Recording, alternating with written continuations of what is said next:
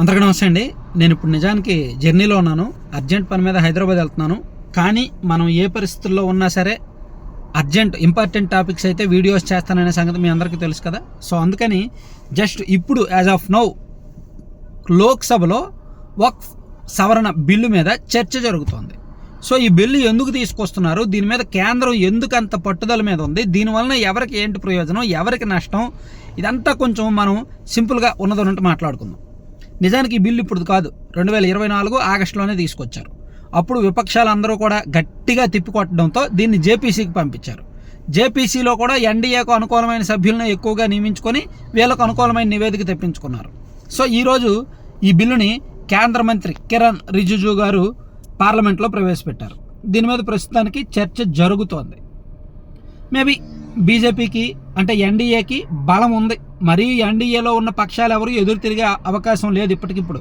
కాబట్టి ఆమోదం పెద్ద కష్టమేమీ కాదు. పైగా ప్రత్యర్థులు అంటే ఇండియా కూటమిలో ఐక్యత లేదు, ప్లస్ వ్యతిరేకించే వాళ్ళు ఎవరు కూడా బలంగా వ్యతిరేకించట్లేదు. వాళ్ళ భయాలు, వాళ్ళ బలహీనతలు, వాళ్ళ లోపాలు బోల్డ్ ఉన్నాయి. వాళ్ళ రాజకీయ ప్రభావాలు, పరిస్థితుల కారణంగా బీజేపీకి భయపడి కొంతమంది వ్యతిరేకించట్లేదు. ముస్లిం ఓట్లు పోతే పోనీ పర్వాలేదులే, ఇదేమంత ఇంపార్టెంట్ కాదులే అన్నట్టు కొంతమంది వ్యతిరేకించట్లేదు.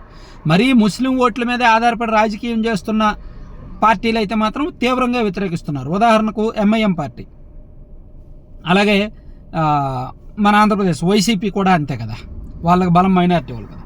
సో అసలు ఈ బిల్లు ఏంటంటే ఎప్పుడో 1995లోనే వక్ఫ్ దీనికి సంబంధించిన ఒక బిల్లు, ఒక చట్టం ఉంది. దానికి దాదాపుగా ఒక 40 రకాల సవరణలు చేసి మళ్ళీ కొత్త బిల్లు తీసుకొస్తున్నారనమాట. దీనిలో ప్రధానంగా కొన్ని ఉన్నాయండి. మీకు ఉదాహరణకి ఇదేంటిది ఉమ్మడి పౌరస్మృతి ఐడియా ఉంది కదా, ఉమ్మడి పౌరస్మృతి. దాని ఉద్దేశం ఏంటి? సేమ్ అది ఇది ఒకటే. అంటే ముస్లింలకు గత కొన్ని దశాబ్దాలుగా వస్తున్న ఆచార సాంప్రదాయాలు కాదు, ఆచారాలు సాంప్రదాయాలు పక్కన పెట్టండి, చట్టం ముందు అంతా ఒకటే అనేదే ఇటువంటి ఈ బిల్లుల ఉద్దేశం. ఇప్పుడు వక్ఫ్ బిల్లులో ఏం తీసుకొస్తున్నారు, దీనికి సంబంధించిన ఏదైనా వివాదాస్పద ఆస్తులు ఉన్నాయో అనుకుందాం. వక్ఫ్కి అనేక భారతదేశ వ్యాప్తంగా చాలా చోట్ల వాళ్ళకి ఆస్తులు ఉన్నాయి, భూములు ఉన్నాయి, విలువైన కట్టడాలు ఉన్నాయి. సో వీటి మీద ఏదైనా వివాదం తలెత్తినప్పుడు వాళ్ళకి సంబంధించి వాళ్ళే ఒక ట్రైబ్యునల్కి వెళ్ళి పరిష్కరించుకుంటారు. ఇప్పుడు వీళ్ళు ఏం చెప్తున్నారంటే ఈ బిల్లులో ఏముందంటే, కాదు మీ ట్రైబ్యునల్లో కాదు పరిష్కారం కాదు, కోర్టుకు వెళ్ళాలంటారు.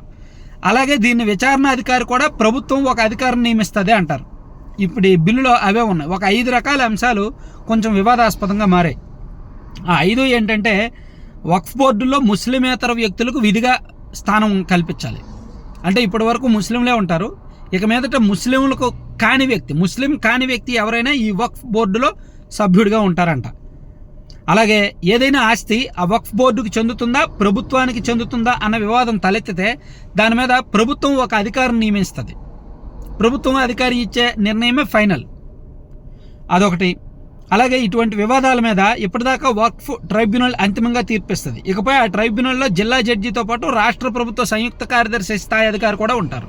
అంటే వక్ఫ్ ట్రైబ్యునల్లో ఈ జిల్లా జడ్జితో పాటు రాష్ట్ర ప్రభుత్వం నియమించే అధికారి కూడా ఉంటారు. అలాగే వక్ఫ్ బోర్డుల్లో, వక్ఫ్ ట్రైబ్యునల్లో వచ్చే తీర్పులను హైకోర్టులో కూడా అపీల్ చేయొచ్చు. ఇంతకుముందు ఇవేమీ లేవు అనమాట.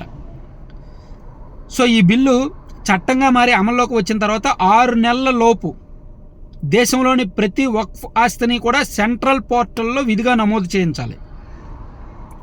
ఏదైనా భూమి సరైన డాక్యుమెంట్లు లేకపోయినా చాలా కాలంగా మతపరమైన అవసరాలకు వాడుతుంటే దాన్ని వక్ఫ్ భూమిగానే భావించాలి అన్న నిబంధనను తీస్తున్నారు. అంటే కొంచెం సీరియస్ స్ట్రిక్ట్ రూల్సే ఉన్నాయి. ఈ వక్ఫ్ భూములకు సంబంధించి అనేక వివాదాలు ఉన్నాయి దేశవ్యాప్తంగా, మన రాష్ట్రంలోనే ఉన్నాయి.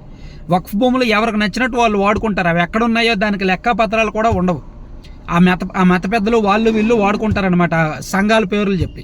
సో ఇప్పుడు ప్రభుత్వం అజమాయిషి దాని మీద, ప్రభుత్వం తరపున కూడా ఒక సభ్యుడు దానిలో ఉంటారు, జిల్లా జడ్జీలు ఉంటారు, ట్రైబ్యునల్లో ఇచ్చిన తీర్పు ఫైనల్ కాదు, హైకోర్టులో కూడా అపీల్ చేసుకోవచ్చు.